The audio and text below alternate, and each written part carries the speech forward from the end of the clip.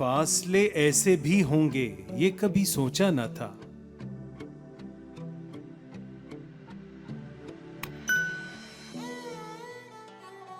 फासले ऐसे भी होंगे ये कभी सोचा न था।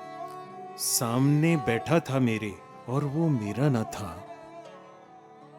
वो के खुशबू की तरह फैला था मेरे चार सू।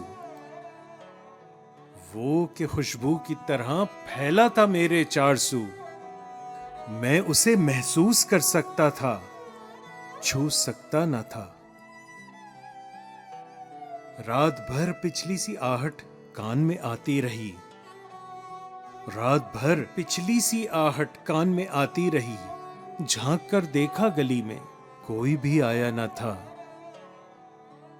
ये सभी वीरानियां उसके जुदा होने से थीं। ये सभी वीरानियां उसके जुदा होने से थीं।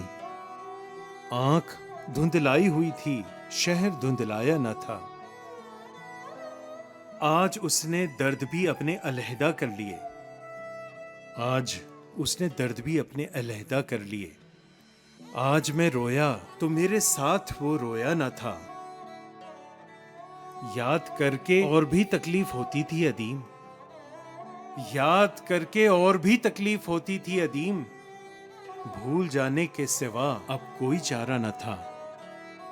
फासले ऐसे भी होंगे ये कभी सोचा न था। सामने बैठा था मेरे और वो मेरा ना था।